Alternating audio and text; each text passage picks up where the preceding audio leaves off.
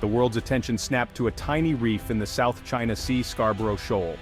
Chinese Coast Guard ships, massive and imposing, faced off against a much smaller Philippine vessel. Horns blared, water cannons fired, each blast a message of intimidation. The Philippine crew held their ground, documenting every move for the world to see. Their mission: resupply a remote outpost, but China was determined to block them. This was not a battle of missiles, but a new kind of gray zone warfare, exhausting, relentless, and calculated. The Chinese ships, though not warships, projected state power with every aggressive maneuver. The goal forced the Philippines to abandon its claims. The confrontation was a display of force, a warning to Manila and the entire region. Headlines exploded: China attacks Philippine vessel. Showdown in the South China Sea. Scarborough Shoal became a symbol of a much larger struggle, one that could redraw alliances and ignite conflict. It was a story of a rising superpower flexing its muscles and a smaller nation refusing to be bullied.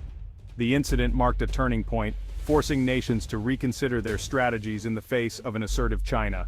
The world was now on high alert. This was more than a news story. It was a test of resolve. The message from Beijing: resistance is futile. But the Philippines, outmatched but unbowed, stood firm. The standoff at Scarborough Shoal was just the beginning. The South China Sea had become the world's most dangerous flashpoint, and the stakes had never been higher. The standoff was a classic David versus Goliath. China, with the world's largest navy, patrols the South China Sea with overwhelming force. Its ships are modern, massive, and ever-present, enforcing claims far beyond its borders. The Philippines, by contrast, fields a modest, outgunned fleet, yet its sailors sail into danger, defending not just territory but national dignity. Scarborough Shoal is more than rocks. It's a lifeline for Filipino fishermen and a strategic prize. Whoever controls it can monitor vital shipping lanes. For China, it's a stepping stone. For the Philippines, a birthright. This is a fight for the rule of law, not just territory. The Philippine vessels, though outmatched, defend the principle that international law applies to all. Their defiance has turned a regional dispute into a global test of norms. The world is watching to see if might will make right. The outcome will shape the future of maritime freedom.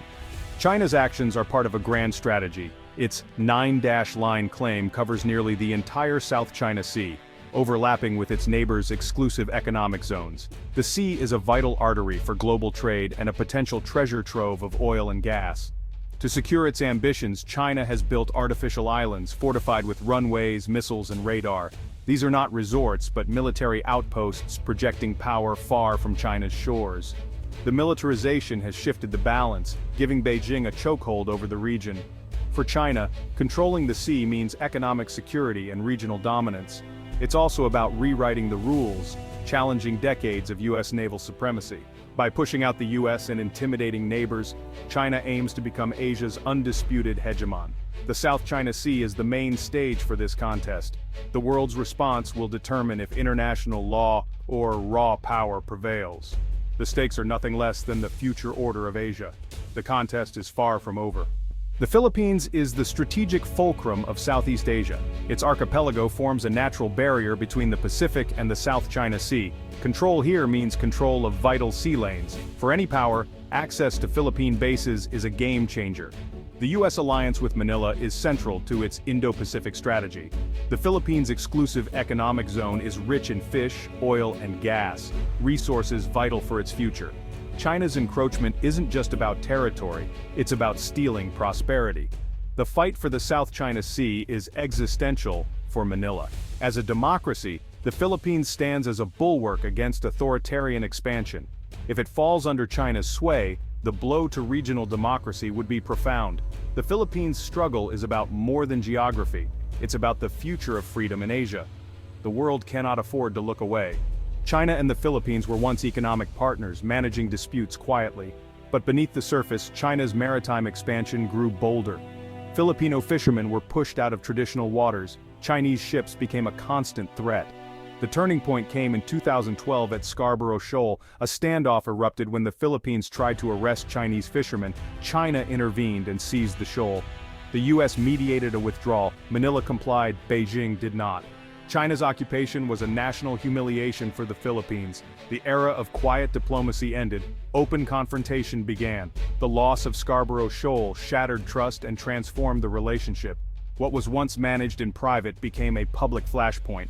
The Philippines could no longer ignore the threat to its sovereignty. The stage was set for a new kind of struggle. Outmatched militarily, the Philippines turned to international law. It challenged China's claims at the Permanent Court of Arbitration in The Hague, arguing the 9-line had no legal basis. China refused to participate, dismissing the tribunal as illegitimate. The legal battle was a direct assault on China's South China Sea strategy. In July 2016, the court delivered a stunning verdict. China's claims were invalid, and its actions violated Philippine rights. The ruling condemned China's island building and harassment of Filipino vessels. For a moment it seemed David had defeated Goliath, not with force, but with law. The decision was a landmark for international law, and a powerful affirmation for smaller nations. But the real test was whether the ruling would be respected. The Philippines had won in court. The world waited to see what would happen next. The legal victory was clear. The struggle for enforcement was just beginning. The stakes had never been higher. China dismissed the Hague ruling, calling it waste paper. On the water, its actions grew even more aggressive, blocking Filipino fishermen and intensifying harassment. The message power, not law, would decide the sea's fate. The region was alarmed. If China could ignore a binding judgment, what was to stop further expansion? The US and allies called on China to respect the ruling, increasing naval patrols to challenge Beijing's claims. Despite international support, China's ships controlled the disputed shoals, and its artificial islands became military outposts.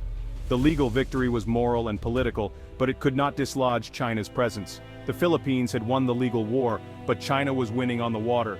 The world faced a sobering reality. Enforcing international law against a superpower is no easy task. The region was left in limbo. The question, what comes next? The struggle for the South China Sea was far from over. The stakes continued to rise. After the legal victory, the Philippines changed course under President Duterte. He downplayed the Hague ruling, seeking closer ties with China and distancing from the US. Duterte hoped for Chinese investment in exchange for appeasement. For a time, tensions eased and promises of aid flowed. But most deals never materialized, while China's military buildup continued.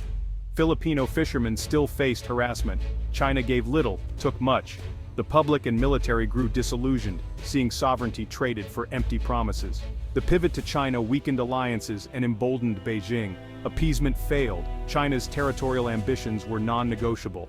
The Philippines learned a harsh lesson. Compromise brought no respect, only more aggression. The gamble had failed. The country's sovereignty was at greater risk than ever. The need for a new strategy became undeniable. The nation prepared to change course once again. Facing failure and public pressure, the Philippines pivoted back to its allies.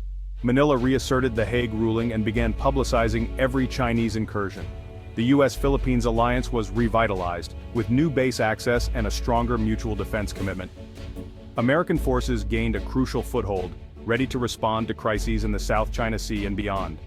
The Philippines also built coalitions with Japan, Australia, and European partners, conducting joint patrols and exercises. This network sent a united message. China's aggression would not go unchallenged. The Philippines became a symbol of resistance, showing smaller nations can push back. By leveraging law, diplomacy, and alliances, Manila inspired others in the region. The struggle is far from over, but the Philippines has shown courage and conviction. Even in the shadow of a giant, defiance can forge a path to sovereignty. China may have thought it could dominate its neighbor, but the Philippines has become a beacon for those who value freedom. The world is watching. The fight for the South China Sea is a fight for the future of international order. The next chapter is still being written.